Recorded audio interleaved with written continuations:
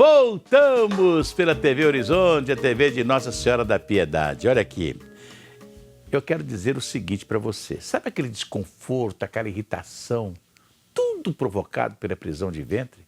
Pare de sofrer. Pílulas Imescard, mais de 80 anos de experiência no mercado, no tratamento das hemorroidas e também da prisão de ventre.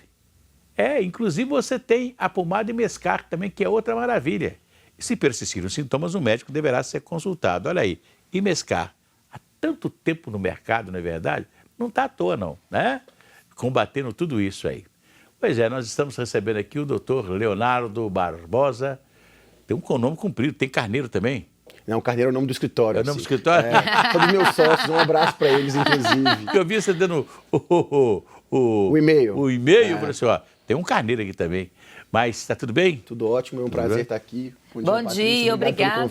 Pois obrigada é, a você. Nós estamos aí, parece que os jornais hoje, inclusive, trouxeram uma manchete, né? A violência está caindo em todo o Brasil. Parece que deu uma diminuída em todo o Brasil, né? Assim, a gente espera, assim como cidadão, a gente espera que isso seja uma notícia verdadeira, né? Porque não adianta a gente ter leis se a gente não tem um cumprimento das leis. Muitas vezes, o cumprimento da lei é mais importante especificamente do que você ter uma lei mais forte, mais pesada. Porque não adianta nada você ter a lei se ela não é cumprida. Você sabe que eu vi isso há alguns anos atrás? Eu enxerguei tudo isso que está acontecendo agora. Interessante isso, né? Quando o menor, que antigamente a gente começava a trabalhar aos 14 anos. Sim. O trabalhador menor de 14, fazia 14 anos por uma carteirinha de trabalho no bolso, né? Ia pelo primeiro emprego. O primeiro emprego de todo menor naquela época era ser trocador de ônibus, né? E trabalhar nas oficinas, no comércio, nos hotéis, etc., porque você era menor aprendiz. E ganhava meio salário mínimo. E todo mundo ficava satisfeito porque muitos começaram naquela profissão do primeiro emprego e se tornaram grandes profissionais, grandes figuras, etc. Tal. Então, era uma forma de você colocar, principalmente a meninada mais pobre, que precisa de trabalhar, para trabalhar e aprender a adquirir com o trabalho, com responsabilidade. A responsabilidade.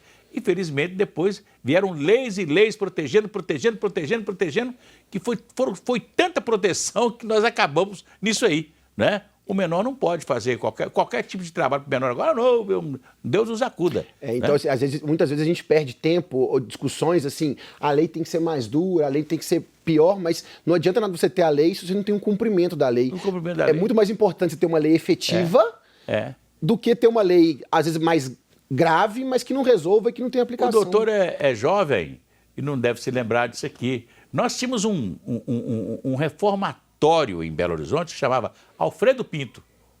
Eu lembro que a gente era pequeno, meu pai falava só, se não andar direito aqui, não estudar direito, né? Aquelas coisas de pai com filho, vai para o Alfredo Pinto. Alfredo Pinto era um reformatório, onde as crianças que tinham qualquer tendência à marginalização iam para o Alfredo Pinto, o pai e a mãe o colocavam lá. Né?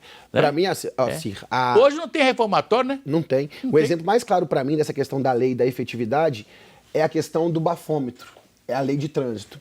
Se você pega o Rio de Janeiro, por exemplo, o Rio de Janeiro ele tem um mecanismo de efetivação, tem blitz todos os dias, todas as horas, em todos os lugares. A gente já viu todas as pessoas de todas as classes sociais e poderes sendo paradas. Então, no Rio de Janeiro, se você vai conversar com as pessoas, ninguém dirige quando vai beber. Por quê? Porque conhece alguém que já foi pego, a lei lá tem efetividade. Sabe que vai ser punido. Que vai ser punido. Já conhece alguém que foi punido. Ou seja, o efeito preventivo da lei lá funcionou. Aqui a gente já não tem tanto essa cultura, por quê? Porque muitas vezes a gente não tem a efetividade da lei. Lá até o Aécio Neves foi pego lá. Exatamente. Né? Porque disse que tomado um copo de vinho. Vamos saber que vinho que ele tomou. Olha, mas eu tenho uma dúvida aqui para o doutor Leonardo. Nosso radar de violência, doutor Leonardo, mostra o seguinte, que houve uma queda de 25% no número de assassinatos em comparação com o ano passado, né? De 2018 para 2019. Em contrapartida, o aumento no número de feminicídio. Você acha que há aí uma exposição muito maior dos casos de feminicídio, por isso que está aumentando muito? Pode ser, Patrícia, porque na verdade o feminicídio, ele é um crime, a figura do crime de feminicídio é um crime novo, né? Antes, o assassinato contra a mulher, ele entrava na estatística do homicídio. Tava tudo junto. Tava tudo junto. Então, quando você tem essa especificidade da lei, essa figura nova na legislação que é específica para o caso, quando a mulher é vítima, então você acaba tendo a estatística ela é separada. Então, você cria o foco para aquele homicídio específico e o resto fica o geral. Então acaba que pode ser que nessa alteração o foco tenha vindo mais para o feminicídio. Às vezes até os 25%, exatamente, né? tenha contribuído para a queda. Por quê? Porque você tira um número daqui e vai para cá. E uma coisa que melhorou, que deu vazão a tudo isso também, é porque antigamente, né, ter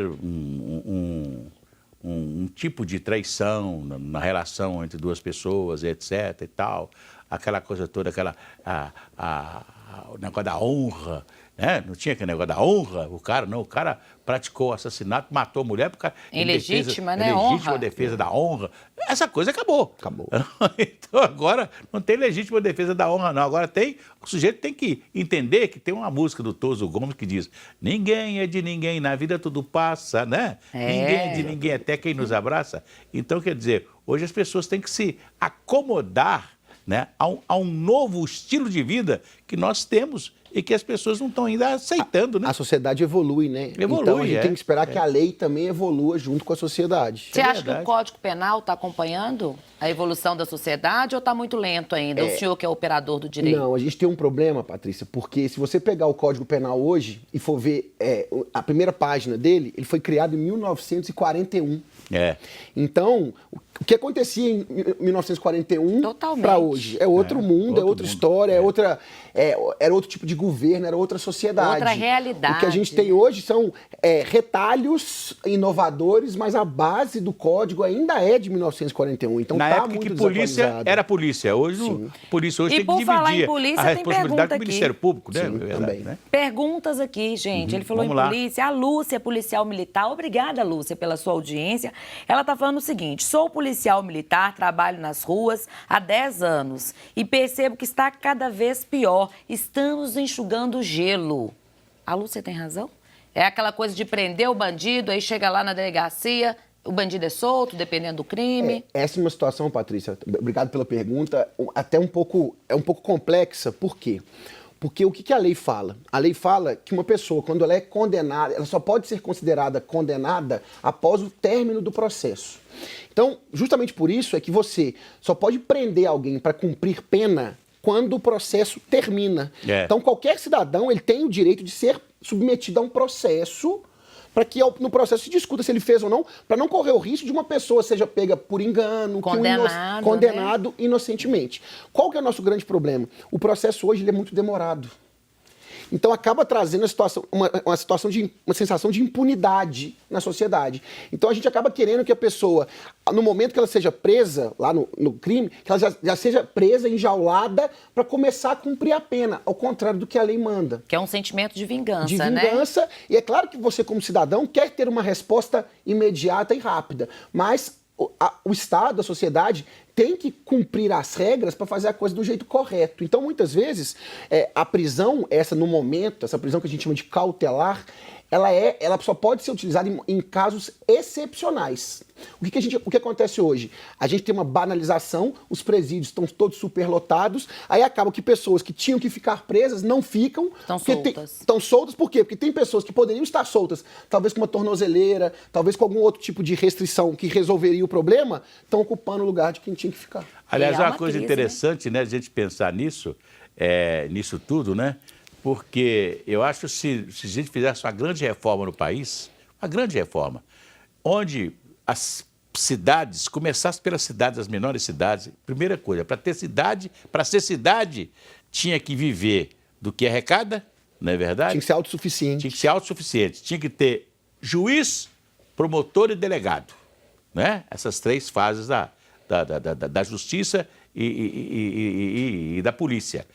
Para que esses casos fossem, né, analisados em menos de 10, 15 dias.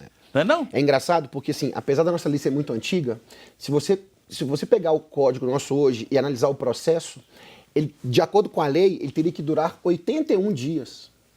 Então, 81 dias. 81 do crime até a sentença. Porque até o flagrante acaba nos 90. Então, assim, você teria que terminar.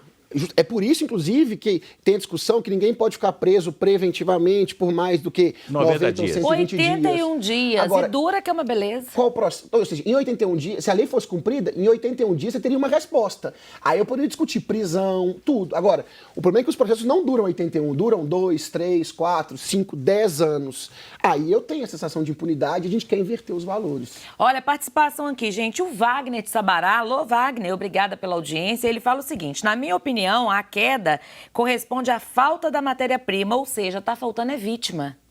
É a opinião do Wagner. A Andresa também está ligadinha aqui com a gente, ela que é do bairro Calafate.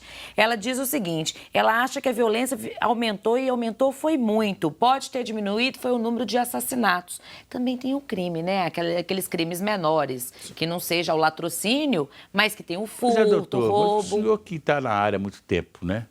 E que hoje, a gente fala até para os advogados, é muito bom porque você tem direito de recurso de tudo quanto é tipo, né? Esse tipo de recurso, tanto recurso num processo, isso não atrasa também o desenvolvimento do julgamento, não? Assim, a gente não tem tantos recursos como as pessoas acham que tem. Na verdade, são poucos os recursos. O grande problema é que o judiciário hoje ele está superlotado. Então, o judiciário hoje, ele não tem condição de prestar um serviço no tempo que ele deveria. E eu não estou dizendo... Por quê? Porque é humanamente impossível, por exemplo, aqui em Belo Horizonte, um juiz criminal, ele tem 10, 12 mil processos para cuidar. Uma loucura. Não tem como Não analisar tem como. tudo. Aí a culpa não é nem do juiz, é muito mais estrutural do sistema. Né? Para cada vara tinha que ter não sei quantos subjuízes para ajudar a ler todo aquele processo e dar... Mais rápido, exatamente. Porque um juiz com, às vezes, um assessor com 12 mil processos, você não tem como fazer. Consegue. Tem mais participação aqui, gente. A Camila, oi Camila, de Mário Campos, tá falando, tá te elogiando, foi sua aluna. Ah, que legal, um abraço para ela. Tá ligadinha aqui com a gente e tá falando o seguinte, ela acha que a violência tem aumentado, inclusive em cidades menores como Mário Campos, hoje já tem muitas ocorrências. Qual que é o crime mais recorrente que chega lá no seu escritório pedindo uma defesa? O que você tem visto mais? Na verdade, assim, até respondendo a pergunta anterior, a pesquisa diz sobre homicídio, ela é específica, mas existem vários outros crimes menores que às vezes são até muito mais comuns porque o homicídio traz uma repercussão maior, não só social, como pública, de imprensa e tudo mais. Mas a gente, infelizmente, hoje tem o que a gente chama, no termo técnico, de cifra negra, que é aquele crime que acontece e que acaba não indo para a estatística, que não é apurado, que o Estado não consegue ir atrás. E isso traz a sensação de que o crime está aumentando, que a gente que tem uma impunidade. A insegurança, A insegurança. Que tipo de crime? Furto, roubo. Tráfico. Tráfico também. O tráfico ele é um crime mais grave, então tem mas, por exemplo, às vezes o roubo, a pessoa tem o carro arrombado. Às vezes ela achando seguro, não troca, faz a ocorrência. Não faz a ocorrência, até pela sensação assim, eu vou fazer, não vai adiantar, vou dar dor de cabeça. Então a gente acaba não levando isso ao conhecimento das autoridades e traz aquela sensação assim, de impotência, né? Não posso fazer nada, sou vítima e tenho que aceitar. Pois é, infelizmente nosso tempo acabou. Que pena. Tá lotado aqui. E eu quero lembrar que faça um plano funerário na Metropax 0800 726 0140. E eu indico a Metropax porque eu conheço. Doutor Leonardo, o senhor vai ter que voltar aqui outro dia. Um prazer, Assir, quando quiser. A gente falar mais sobre esse assunto é sempre polêmico, né? É polêmico, muito bom de falar sobre ele. Patrícia, um abraço. Quer deixar um contato, doutor Leonardo? Deixar o e-mail do escritório, leonardo@machadobarbosacarneiro.com.br, mandar um abraço para meus sócios Renato Machado e Thiago Carneiro. Beleza. Um abraço, gente. Muito obrigado. E nós voltaremos amanhã. Gratidão e alegria. Até amanhã.